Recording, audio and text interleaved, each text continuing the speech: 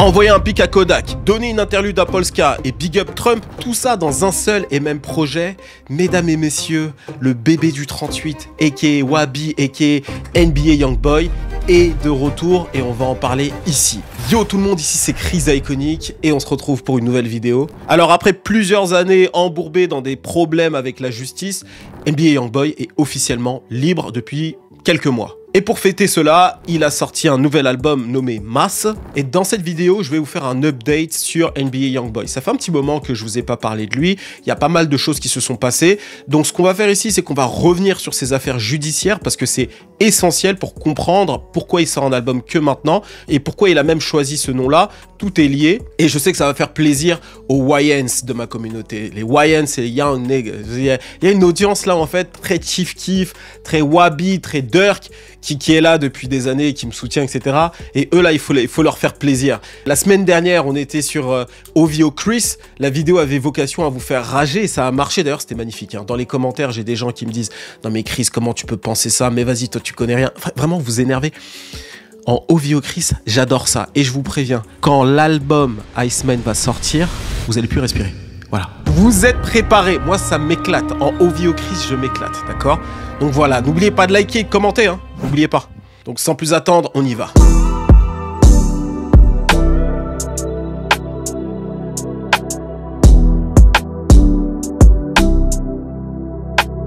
Alors on va revenir sur les affaires judiciaires les plus importantes du rappeur. Et donc on commence avec 2016. NBA Youngboy est arrêté pour avoir sauté d'un véhicule et tiré sur des gens dans les rues de Baton Rouge.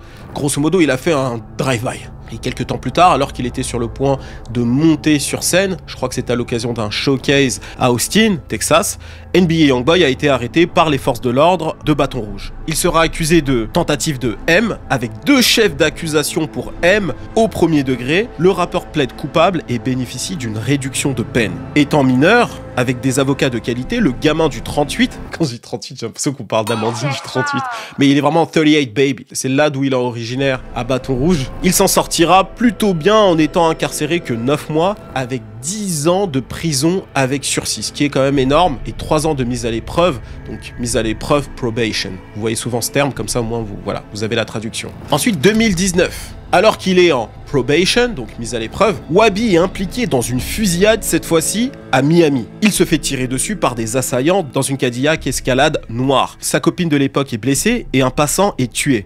Un homme de 43 ans nommé Mohammad Shradi. Bon, je vous donne quelques détails, vous allez comprendre un peu plus tard pourquoi. Bien qu'il sera acquitté de tous les chefs d'accusation liés à cette fusillade, parce que dans ce cas de figure, c'est de la légitime défense, il aura cependant violé l'une des conditions de cette mise à l'épreuve, en étant vu avec 2 membres de Never Broke Again, NBA Boomer et NBA Ben 10. Il a donc été condamné à 90 jours de prison et une partie de sa peine se fera en résidence surveillée.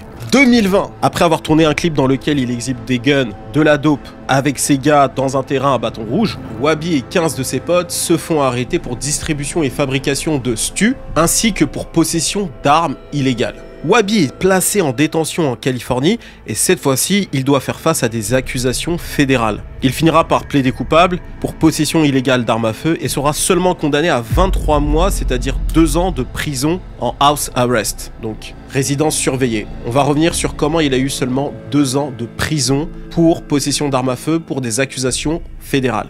2021, alors qu'il est détenu dans une prison de la Louisiane pour possession illégale d'armes à feu, il demande au juge est-ce qu'il est possible d'être placé en résidence surveillée et assouplir sa peine en suivant un programme pour gérer sa santé mentale.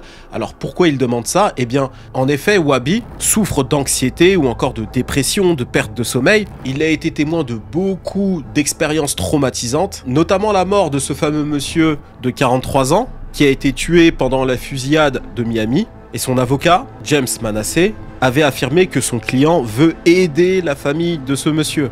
Il l'a même dit qu'il aurait aimé mourir à sa place. Il m'a dit « j'aurais souhaité qu'il m'ait eu, pas lui ». Toutes ces expériences traumatisantes qu'il a vécues ces dernières années, notamment celle-ci, où le rappeur de la Louisiane s'est trouvé comme étant une absolue victime, entre guillemets, lui a permis d'assouplir sa peine et de bénéficier de la résidence surveillée et du programme pour gérer sa santé mentale. Et c'est comme ça qu'il ira faire donc le reste de sa peine dans l'Utah. Alors pourquoi le Utah, tu me diras? Eh bien, parce que le rappeur de 4K Trey aurait passé une bonne partie de son enfance là-bas. Il y a passé du temps avec son grand-père, et c'est d'ailleurs lui qui l'a appris à monter en cheval. Il faut pas oublier que Wabi, c'est vraiment un country kid. Et aussi, à l'époque, il avait suivi un programme pour jeunes, un genre de programme de sensibilisation, et il a gardé un excellent souvenir de l'Utah. Donc c'était l'endroit parfait pour lui. Il y a acheté une résidence incroyable, on va y revenir, et il est resté là-bas. Alors quand je te dis l'Utah, c'est plus précisément dans la ville de Salt Lake City, d'accord? Donc on est vraiment dans la nature. Ça change complètement de la Louisiane, hein. Et pour l'avocat de Wabi, c'est un moyen pour eux de le tenir loin des problèmes, loin de son environnement de base, et c'est l'endroit rêvé pour lui pour finir sa peine et ressortir de tout ça plus fort. Et c'est comme ça que le juge accepte. Alors qu'il est incarcéré dans son luxueux manoir de l'Utah, NBA Youngboy montre un autre aspect de lui. Et c'est ça que j'aime avec lui. C'est qu'il n'a pas peur de montrer, on va dire, un côté beaucoup plus chill. Et on va en reparler parce que dans son album, il l'a clairement fait. On y découvre en fait un garçon proche de la nature. Par exemple, il s'est monté à cheval. J'en ai parlé un peu plus tôt, mais là on le voit dans des interviews. My grandfather used to take me riding in Eden. Okay. Kind of back that way behind the mountains. Yeah, I remember driving through. Yeah. That's dope. Il a un chat, plusieurs chiens. Finalement, c'est un vrai homme du Sud, tu vois ce que je veux dire? Il est comme de la Louisiane, tu vois, il est pas de New York. En fait, quand j'ai vu ces quelques images, je me suis dit, NBA Youngboy me fait penser à ces personnages d'animé un petit peu, tu sais, comme Jugo, le guerrier membre de l'organisation Taka de Sasuke, là, dans Naruto. Un homme à la fois doux, avec une voix délicate, mais à la moindre menace, il se transforme en créature féroce. C'est totalement NBA Youngboy. Et dans cette période d'enfermement, NBA Youngboy va être extrêmement productif. Il va sortir 6 mixtapes, 3 projets collaboratifs et 6 albums. Moi, c'est dans cette période où j'ai commencé un petit peu à perdre le fil, parce qu'il sortait tellement de projets. On va y revenir parce que je pense pas que ce soit une bonne chose, mais lui, dans son style, voilà, c'est ce qui fonctionne. Et dans cette période-là, pour des gars comme moi, j'étais un petit peu perdu. Et parmi les projets qu'il a sortis, il y a le projet Richest Ops. Tu sais, j'en ai parlé dans une vidéo de lui il y a quelques temps, t'iras la voir. Et c'est dans ce projet qu'il a clashé Lil Durk. Parce que c'est le Ops de Lil Durk qui a le plus de sous en quelque sorte, tu vois. Et il s'en vante. Et en fait, NBA Youngboy, quand il a plein de sous, il adore être drippé, tu vois. Et toi, t'as pas autant de sous que lui. Mais tu mérites quand même d'être drippé. Et c'est pour ça que je suis en partenariat avec Make It Shine. Merci à Make It Shine de sponsoriser cette vidéo. Écoute-moi bien. Si tu as raté les soldes, regarde bien cette vidéo jusqu'au bout et profite de l'offre dès maintenant parce que vous allez vous l'arracher. Alors Make It Shine, comme tu sais, c'est la marque de référence pour les bijoux accessibles. Que ce soit les montres, les colliers, les boucles d'oreilles, franchement Make It Shine c'est les meilleurs là-dessus. Mais là où ils sont les meilleurs, c'est qu'ils proposent des offres franchement à ne pas manquer. Comme je te l'ai dit, les soldes c'était hier, c'est terminé. Mais avec Make It Shine, on s'est mis d'accord pour faire profiter des offres encore de dingue dès maintenant. Avec le code MAJOR40, obtiens 40% de réduction sur l'ensemble de la boutique Make It Shine. Mais la dinguerie, c'est que vous serez que 50 à pouvoir en profiter. Alors allez-y dès maintenant, n'attendez pas 2 ou 3 jours parce que clairement le lien ne sera plus disponible. Donc allez vous faire plaisir et pour les retardataires qui ne vont pas profiter du code de réduction, je vous invite à profiter de toutes les offres. Klarna, livraison gratuite, bref, tout ce que Make It Shine a l'habitude de proposer. Le lien se trouve dans la description et sur le premier commentaire. Je reprends la vidéo. Alors à ce moment-là, on pourrait se dire, il suit un programme pour gérer sa santé mentale. Il est en résidence surveillée dans une maison magnifique, un manoir incroyable de Salt Lake City. En fait, il a tout pour que les choses se passent bien. Mais ça va pas être aussi simple. C'est à partir de là qu'il va commettre les crimes qui auraient pu clairement le laisser encore très longtemps en prison. Je t'explique. Alors qu'il est en résidence surveillée, il a été accusé d'avoir géré un réseau de drogue en se faisant passer tantôt pour un médecin, tantôt pour une femme blanche du 3e âge, pour choper des drogues de prescription. Je t'explique tout ici, c'est une dinguerie. Alors pour te retranscrire tout ça, j'ai récupéré ce qu'on appelle un Affidavit of Probable Cause. En gros, c'est un document juridique rédigé sous serment par un agent des forces de l'ordre, donc policier, enquêteur, procureur, pour justifier une arrestation, une perquisition ou une inculpation. Bon les gars, vous l'avez compris, ces dernières années, va falloir que vous commenciez à avoir quelques notions juridiques du droit américain parce que tous nos rappeurs se font arrêter, prison, bref. Voilà, donc il faut apprendre un petit peu et j'essaye de faire ce travail avec vous. Alors qu'est-ce que dit exactement ce document? Je vais pas tout vous retranscrire, juste l'essentiel pour que vous puissiez comprendre exactement comment il s'y est pris et comment il s'est fait arrêter. Alors ça s'est passé sur une très courte période. Le 19 septembre 2023, la pharmacie de Reed, située à Hiram dans l'Utah, reçoit un appel téléphonique pour une ordonnance au nom d'une certaine Bethel White, née prétendument en 1949. L'appel provient d'un individu se faisant passer pour un médecin exerçant dans la région de Provo qui se situe dans l'Utah.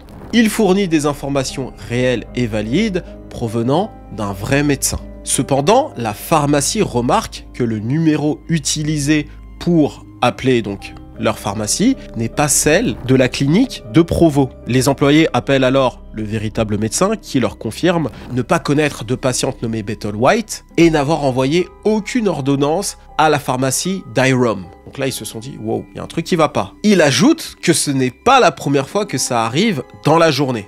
L'ordonnance concernait un antibiotique et du promethazine avec codéine. La police est discrètement installée sur le parking de la pharmacie pour attendre la personne qui viendrait la récupérer. Mais personne ne s'est présenté. Le même jour, la pharmacie Spence, à Logan cette fois-ci, reçoit un appel du même suspect. Utilisant toujours la même identité du médecin, cette fois-ci pour une certaine Gwendolyn Cox, née prétendument en 1951 cette fois-ci. L'ordonnance concernait encore une fois de la promethazine avec co. Je vais commencer à couper les mots parce que l'algorithme, tu connais, voilà. Environ 2 semaines plus tard, une femme désignée comme étant l'associée numéro 2 se présente pour retirer cette ordonnance, affirmant que Gwendolyn est sa grand-mère. Quelques temps plus tard, le 9 octobre 2023, un nouvel appel est passé à la même pharmacie par le suspect, toujours sous l'identité du même médecin, pour prescrire à nouveau du promethazine avec co, toujours à Gwendolyn Cox. Cette fois-ci, le pharmacien exige qu'une ordonnance papier soit directement transmise pour qu'il puisse faire suite aux demandes. Le suspect raccroche aussitôt. La pharmacie vérifie alors le numéro réel du médecin à Provo et le contacte directement. Ce dernier confirme qu'il n'a passé aucun appel et que son identité a été usurpée. Et donc là, on passe en 2024, le 17 janvier pour être exact. Une nouvelle ordonnance frauduleuse est transmise par téléphone à Larry Pharmacy, située à Smithville. Toujours par le suspect se faisant toujours passer pour le même médecin. Cette fois-ci, le nom utilisé est Gwendolyn Cox. On était sur Gwendolyn Cox, et là, il y a un O qui a été ajouté. Et pour ce qui est de la date de naissance, c'est plus 1951, mais 1949. Donc le frérot, vraiment, il s'est fait passer pour un boomer. L'ordonnance concerne exactement la même chose. Promethazine avec le liquide violet. Cette pharmacie trouve aussi cet appel suspect et tente de rappeler le numéro, mais la ligne est déconnectée. En effectuant eux aussi quelques recherches, ils se sont rendus compte que c'est un praticien qui existait bien, qu'il exerce dans la région de Provo encore une fois, et celui-ci confirme une nouvelle fois ne pas connaître de patiente nommée Gwendolyn Cox. Et il indique encore une fois que son identité a été usurpée et que ça arrive fréquemment. Alors cette fois-ci, la pharmacie ne va pas en rester là. Elle alerte les forces de l'ordre. Et avant ça, une personne se faisant passer pour Gwendolyn Cox les a contactés, en expliquant que son petit-fils viendrait chercher l'ordonnance, mais lorsque les employés écoutent bien la voix, ils se disent mais c'est pas du tout la voix d'une personne du 3e âge, une personne un peu on va dire âgée, etc. Non, on dirait plutôt la voix d'un jeune garçon qui essaye de se faire passer pour une personne âgée. D'ailleurs, je dirais même un jeune garçon noir du sud des États-Unis. Et comment ils ont eu cette précision? On va y revenir. Et là, je vous reprends quelques mots de l'agent qui a rédigé ce fameux document. Pendant l'enquête, j'ai été désigné comme l'agent de cette task force pour prendre en charge l'affaire. En comparant les éléments, j'ai immédiatement vu les similarités entre cette tentative et les faits survenant précédemment à Spence Pharmacy. Un plan a été mis en place pour interpeller la personne qui viendrait chercher les produits à Larry's Pharmacy. 2 femmes se sont présentées, elles ont été formellement identifiées comme étant les associés connus de Kentrell Golden, alias NBA Youngboy, et seront ici désignées comme étant associés 1 et associés 2. Elles ont été interpellées puis arrêtées pour leur rôle dans ce réseau de fraude aux ordonnances. Par la suite, on m'a informé qu'une certaine Gwendolyn Cox souhaitait me parler. Je l'ai contactée au numéro qu'elle avait laissé. Pendant l'appel, elle m'a donné le nom White quand je lui ai demandé d'épeler son nom. Donc il y a eu une confusion de son côté. Il a mélangé sûrement Bethel White et Gwendolyn Cox. Elle m'a indiqué son mois et son jour de naissance, mais incapable de me donner son âge. Elle a également refusé de donner son adresse, et donc, comme je le disais, pendant toute la conversation, il était évident que la voix était fausse. Donc Gwendolyn sonnait comme un jeune homme originaire du sud des États-Unis avec un fort accent régional. Alors, au lieu de dire ask, elle a dit axe. C'est très fréquent dans le sud, en particulier en Louisiane, auprès des jeunes hommes noirs en fait. C'est pour ça d'ailleurs que tu vois le terme streets, S-K-R-2-E-T-S, au lieu de dire streets. Donc ils ont souvent tendance à mettre des K là où il n'y en a pas en fait. Dans ce cas précis, c'est un accent typiquement d'homme noir, de jeune homme noir, de Louisiane. Donc là, il s'est dit, non mais oui, là c'est clair et net, c'est pas Gwendolyn Cox. On n'est pas en face d'une boomer de 65 ans, tu vois ce que je veux dire? Non, là on est en face d'un jeune homme noir qui aime la codéine. Voilà, c'est simple. Et c'est comme ça que NBA Youngboy finira par se faire arrêter avec 63 chefs d'accusation et 46 qui seront finalement retenus. Ça reste très lourd. Et d'ailleurs, cette fameuse vidéo du rappeur au tribunal fera le tour d'internet.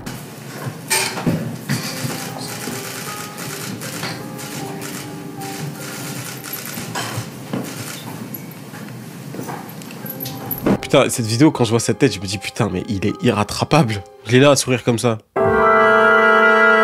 Tu te dis, mais qu'est-ce que tu veux faire de lui? Merde. Et grâce à son avocat, un avocat d'ailleurs très puissant, il réussira à obtenir un accord de plaidoyer, un plea deal, très particulier, lui permettant de rassembler toutes les accusations qu'il avait ici et là, pour qu'il puisse purger quelque chose de relativement ok, moins long que prévu, et afin de ressortir dans une durée relativement acceptable. Et c'est comme ça qu'il prendra donc les fameux 23 mois de prison, donc les 2 ans de prison globalement.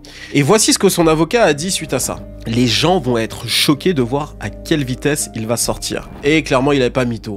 Il faut savoir que son avocat, c'est aussi celui de certains gars de Chicago. Alors, je suis pas sûr que ce soit l'avocat de Lil Durk, mais c'est l'avocat de 600 Breezy, un proche de Lil Durk. Donc, il est l'avocat de NBA Youngboy et de ses ops. Et c'est pas un hasard qu'il soit leur avocat. Il est extrêmement bon. Et justement, lorsqu'il a dit ça, il fallait le prendre au mot, parce qu'au lieu de faire 23 mois de prison, il ne fera que 11 mois. Et en plus de faire 11 mois, il bénéficiera quelque chose d'hyper rare, puisque Trump, le président actuel des États-Unis, l'a gracié le mercredi 28 mai 2025, quelques semaines seulement avant sa sortie de prison.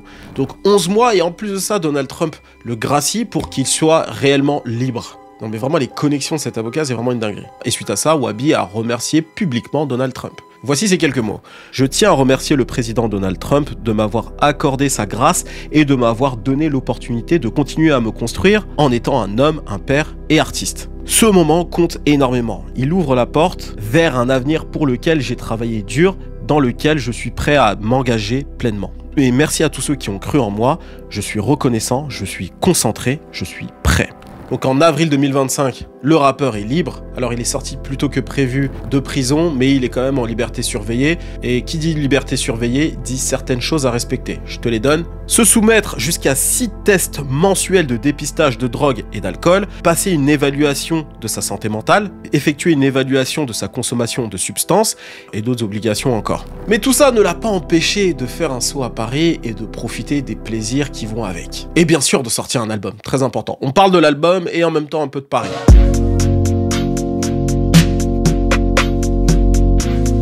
Bon, là, on va commencer une analyse, et en parlant d'analyse, je sors des contenus analyses sur ma newsletter, en particulier là-bas, qui sortent pas sur cette chaîne. Je parle des créateurs de contenu, de leur stratégie de contenu, de comment créer une marque sur Internet et la faire vivre sur le long terme, du personal branding globalement, tout se passe sur ma newsletter. Et en plus de ça, à la rentrée, j'organise des rencontres, des conférences en ligne, bref, on fait pas mal de choses dans ce sens-là. Donc si tu es intéressé, inscris-toi sur ma newsletter qui se trouve en description et sur le premier commentaire. Alors attention, là-bas, les contenus sont exclusifs pour les gens qui sont vraiment dans le monde de l'entrepreneuriat et ceux qui veulent un maximum de contenu qui est nulle part ailleurs. C'est là-bas. Alors, Massa fait suite à son dernier album sorti en décembre dernier, nommé I Just Got a Lot on My Shoulders, sorti donc en décembre 2024, si je me trompe pas.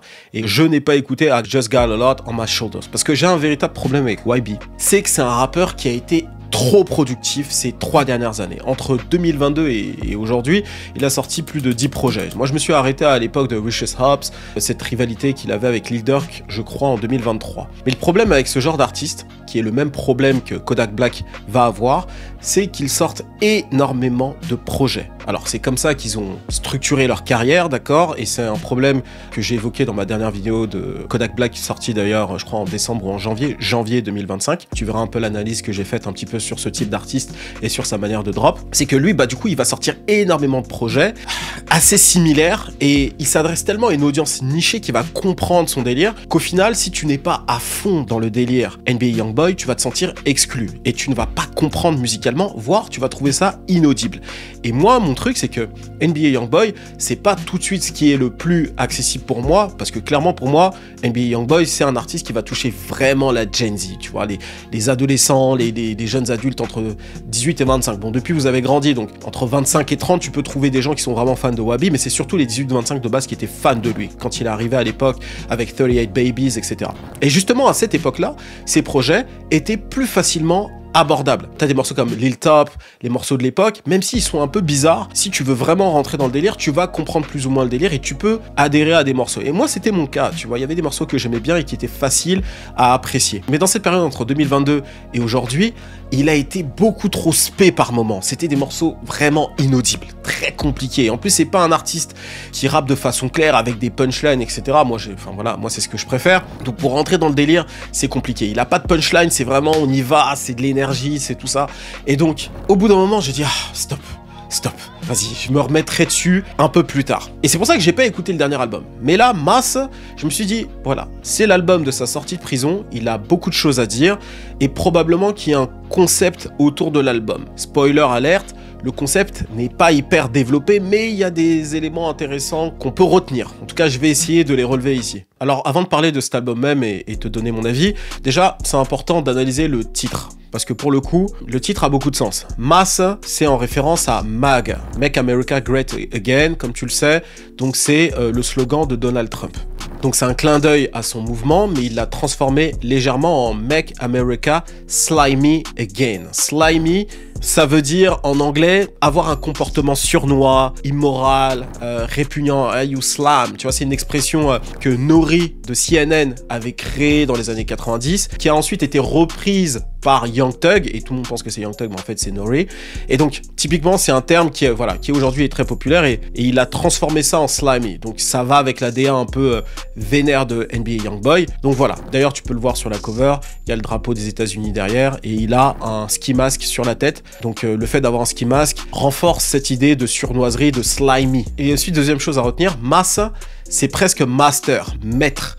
C'est à l'époque de l'esclavage. En fait, les Afro-Américains, lorsqu'ils évoquent cette époque, ou alors lorsqu'ils vont se moquer, on va dire, d'un oncle Tom, donc un vendu, entre guillemets, ils vont souvent dire « Ah, appelle ton massa, ton maître », tu vois, en faisant référence à cette époque-là. Et je pense qu'en trouvant ce titre-là, NBA Youngboy a voulu jouer sur cette époque-là. En plus, il y a Donald Trump, racism, etc. Tout ça est en lien, et c'est un peu de la provocation, tout simplement. Et d'ailleurs, dans l'album, dans le deuxième morceau, voici ce qu'il dit.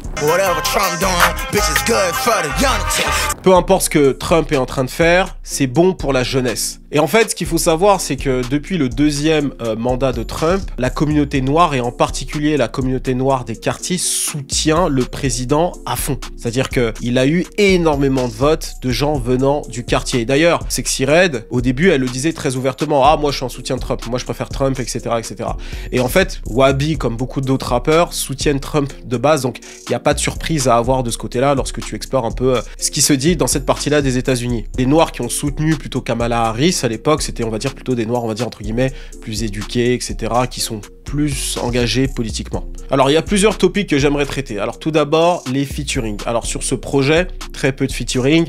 Alors, Wabi n'est pas du genre à faire énormément de feats. C'est plutôt un artiste qui va privilégier, en fait, lui, tout simplement. Mais il y a une personne notable en featuring sur ce projet, c'est Playboi Carti. Donc, les deux ont collaboré autour d'un projet. Et c'est très drôle parce que des fois, quand tu regardes la DA de NBA Youngboy ces dernières années, on voit qu'il s'inspire un peu de Playboi Carti ici et là. dans sa manière de s'habiller, et même dans cette idée d'aller sur des choses assez spé. Donc on le voit assez clairement, et les voir collaborer ensemble comme ça, c'est pas choquant. C'est pas leur première collaboration, je crois qu'il y a un morceau qui a leaké il y a quelques temps de ça, qui s'appelle Live.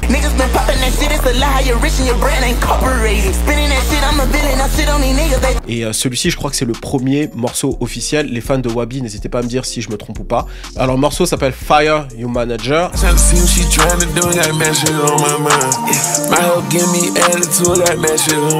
Alors le morceau est plutôt bon et plutôt accessible par rapport à ce qu'il a fait dans l'album et ce qu'il est capable de faire. Tout simplement parce que c'est un morceau avec Playboi Carti. Il y a des chances qu'il stream énormément, donc il a fait l'effort pour que ce soit suffisamment accessible. Et ce qui est intéressant dans le morceau, c'est que Carti prend son flow Future. Je sais pas si vous avez remarqué, mais il a plusieurs flows, comme vous le savez, et il va prendre des fois le flow de Future, et parfois il a un flow très ressemblant à la voix de Future, et c'est une voix que j'apprécie particulièrement. Par contre, je suis pas sûr que ça plaise à Future. Je me rappelle de la manière dont il a réagi lorsque Designer est arrivé, il avait pas tellement apprécié, donc voilà, je vous le partage là. Je pense que à un moment donné, Future va dire quelque chose, ou pas, on verra. Globalement, c'est un bon morceau, et c'est l'un des morceaux les plus accessibles. Et il y a une chose très intéressante dans le morceau, c'est qu'il parle de Paris, et voici ce qu'il dit. Paris, je me la pète avec toutes ces filles de France. Évidemment, on se la pétait et connecter avec des French girls. Hein, ces mecs-là, quand il s'agit de connecter avec les filles à distance, premier de la classe, ça fait des DM, ça répond. Et pour aller collaborer avec des artistes français, il n'y a plus personne. Hey, tu sais quoi, c'est même mieux comme ça. De toute façon, Wabi, c'est un ouf. Et en parlant de Paris, comme vous avez pu le voir, il était avec Polska. Donc Polska, c'est une influenceuse qui était aussi sur Touche pas à mon poste. Je suis pas sûr si elle y est encore, mais je crois qu'elle y était pendant une période. Et donc ils ont passé énormément de temps ensemble. Sur mes réseaux, je voyais énormément de gens en train d'en parler. J'ai appris qu'apparemment c'était une fan, donc elle a connecté avec lui, ils ont passé du temps ensemble. Et ce qui est dingue pour le coup, c'est qu'elle a eu un interlude dans le projet. Donc il y a un passage où elle parle, elle lui dit qu'elle va lui faire visiter Paris, etc. En gros, c'est un petit peu comme son guide, on va dire, un guide sympathique. T'es venu à Paris, je vais te faire visiter les meilleurs endroits, tu vas trop kiffer, on va pas s'ennuyer. Et d'ailleurs, il parle d'elle dans le morceau en l'appelant Miss Paris. Donc en fait, elle a quand même une présence assez importante dans le dernier projet de Wabi. Et d'après ce que j'ai compris, c'est une vraie fan de l'artiste. Et c'est très intéressant parce qu'il lui a laissé quand même de l'espace pour exister dans ce projet en fait. Parce que pour le coup, elle est pas juste venue comme étant une groupie. Parce que si c'était le cas, j'en aurais même pas parlé ici. Elle est quand même apparue dans une interlude. Il l'a citée sur le morceau Miss Paris. Il est venu sur Paris et elle a apparu dans l'un de ses clips. Donc limite, on a l'impression qu'il y a une relation amicale entre les deux et qu'il a vraiment voulu la mettre en avant. Et ça, c'est intéressant parce que je vois très mal Wabi connecté de cette manière-là avec un artiste français. Et d'ailleurs, je pense que c'est mieux qu'il n'y ait pas de connexion parce que j'ai l'impression que c'est un peu un sociopathe et que ça risque d'être très compliqué de connecter avec un artiste francophone ici. Tu vois, par exemple, je l'aurais très bien vu collaborer peut-être avec un Zola, mais la personnalité de Wabi est un peu particulière, donc vaut mieux le laisser avec une Polska qui sait gérer ça, tu vois. Et pour ce qui est de parler de la qualité de ses morceaux, Sex and Violence, Big, I'm Ready, on est vraiment sur du Wabi classique qui pour le coup va être difficilement accessible à des gens qui n'ont pas apprécié ce qu'il a sorti précédemment. On est sur du morceau classique Wabi, là c'est l'idée pour lui, c'est de plaire en fait à ses fans de la première heure. Et d'ailleurs, si tu as regardé mon tout premier LSD sur lui qui est sorti il y a quelques années, ce que j'ai dit à ce moment-là est toujours valide aujourd'hui, tu vois, pour ce qui est de l'analyse, c'est-à-dire en termes de sound, tu vois, les éléments qu'il va utiliser, etc. C'est toujours plus ou moins la même chose, il est juste allé plus loin dans son délire. Et je te dis ça, mais dans le même temps, il y a quelques morceaux qui vont se démarquer un petit peu de ce qu'il a réalisé globalement. Par exemple, le morceau If You Need Me. Ce morceau, c'est clairement un morceau R&B.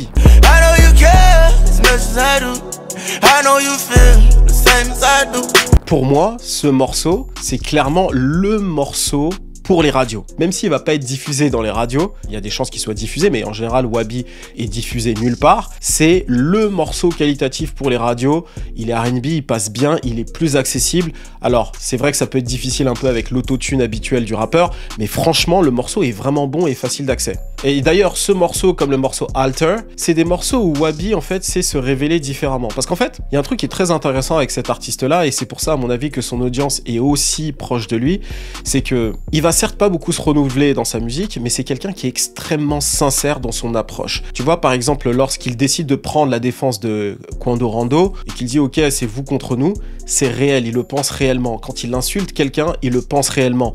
Quand il dit « Allez tous vous faire en couler, je veux tous vous tuer, il le pense réellement. Mais par contre, quand il dit qu'il va pas bien, qu'il est en détresse en quelque sorte, il va pas hésiter à s'exprimer à fond, à le dire. Et lorsqu'il est amoureux, c'est pareil. Tu vois, pour moi, le fait qu'il ait autant de baby mama, c'est pas un hasard. Je peux comprendre, lorsque tu écoutes sa musique, pourquoi ces femmes tombent amoureuses de lui. C'est un peu bizarre ce que je suis en train de dire, pause, mais c'est réel. Tu écoutes le morceau, par exemple, Alter, encore une fois, il dit ceci. Tu me fais sentir comme si tu étais mon premier baiser. Tu vois, c'est pas un truc qu'un rappeur street dirait normalement. Et ça, c'est typiquement la force de YB, c'est de pouvoir exprimer ses émotions à fond. Il a des moments où il a parlé du suicide, il a des moments où il a parlé voilà, d'amour, il le dit, il en parle à fond, il parle pas de poussi dégueulasse, etc. Enfin, il peut le faire, hein, mais là, dans ce projet, je me rappelle pas l'avoir entendu comme ça, tu vois, où il va pas à fond comme un Ty Dolla $ign pourrait aller. Il reste relativement à la surface, en tout cas dans mes souvenirs. Mais dans cet album-là, lorsqu'il parle des femmes, parfois, il peut montrer qu'il est amoureux, qu'il a besoin d'elle, etc.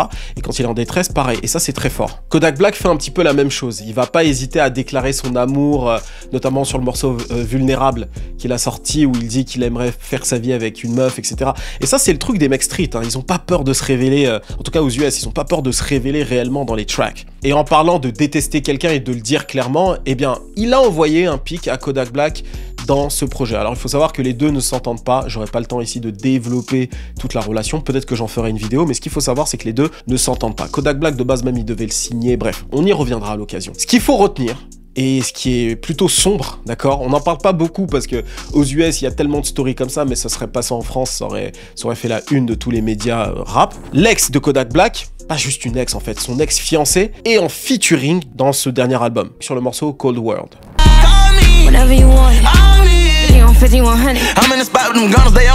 Et c'est une dinguerie parce que elle a quitté Kodak Black pour rejoindre l'un de ses hops et faire un featuring dans l'album. Et c'est pas tout. Elle a fait une story en disant que Wabi serait l'homme le plus vrai qu'elle ait jamais rencontré. Bon, tu connais la DA de ce genre de meuf, de ce genre de délire, etc. De ce genre de street et tout ça là. J'en ai souvent parlé dans mes vidéos. Tu captes le délire. Et Wabi dans le morceau The Drugs, il dit ceci. Tu croyais qu'elle était pour toi et maintenant t'as l'air d'un con. Bon, c'est pas une punchline très bien écrite. Bon, Wabi c'est pas un génie de la punchline, mais c'est assez direct. Il fait référence à Mellow Rax. Et au moment où je te parle, Kodak Black a sorti un snippet où il répondrait à Wabi, je crois. Enfin bref. Alors par contre, je tiens à noter qu'il a pas dit un mot sur Lil Durk. Je pense que clairement il a dû s'entendre avec son avocat. On parle pas des problèmes. Il a ses problèmes judiciaires. On rentre pas là-dedans. Il est sur un RICO, un truc compliqué. Nous, on vient de sortir de prison. On essaye de s'éloigner un maximum de tout ça, d'accord? Donc pas un mot sur Smurk, sur Chicago, sur ces hops de là-bas. En tout cas, pas que j'ai entendu. N'hésitez pas à me dire en commentaire si d'ailleurs je l'ai oublié ou pas. Alors globalement, mon avis sur ce projet, je vais être honnête avec vous. Au départ, j'avais pas envie de l'écouter. J'avais la flemme. Pourquoi? Parce que j'ai l'impression que j'allais écouter la même chose que j'ai déjà écouté, mais en moins bien, en moins accessible. Je me dis, ah vas-y, j'ai pas envie d'écouter le projet, Wabi, vas-y, flemme, etc.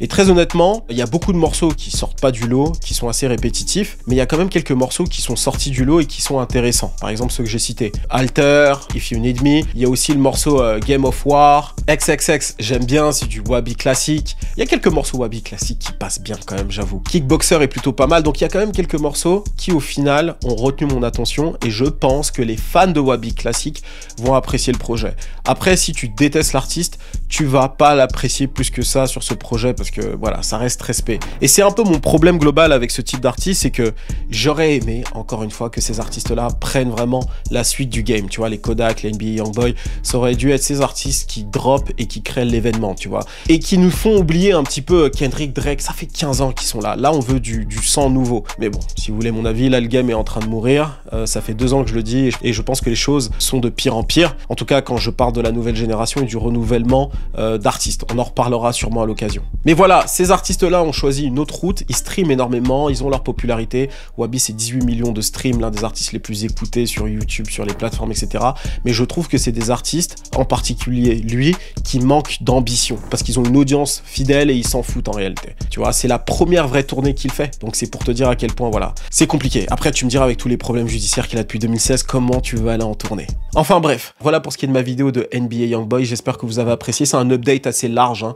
On est revenu sur pas mal de choses, etc. Si vous appréciez ces updates, n'hésitez pas à liker, d'accord? Un maximum de likes, c'est toujours très important. Et d'ailleurs, dites-moi en commentaire qui est-ce que vous aimeriez que je fasse en update. En gros, des vidéos news, hein. Je compte faire Tyler, the Creator, parce qu'il y a beaucoup de choses intéressantes à dire.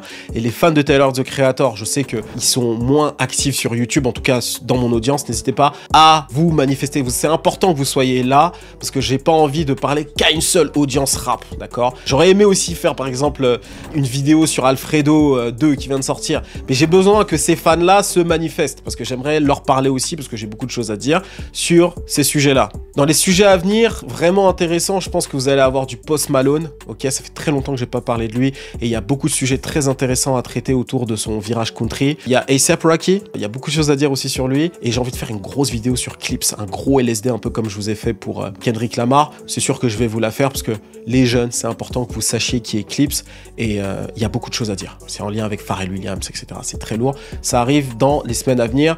Il y aura une semaine où je vais être un peu en chillance, parce que voilà, au moment où la vidéo sort, je suis en vacances, je suis en train de chiller. Et surtout, faites-vous plaisir avec Shane Nation, n'attendez pas, c'est dès maintenant. Le lien se trouve dans la description et sur le premier commentaire. Donc voilà, c'était Major d'Iconic pour te servir. On se dit à très vite. Cheers!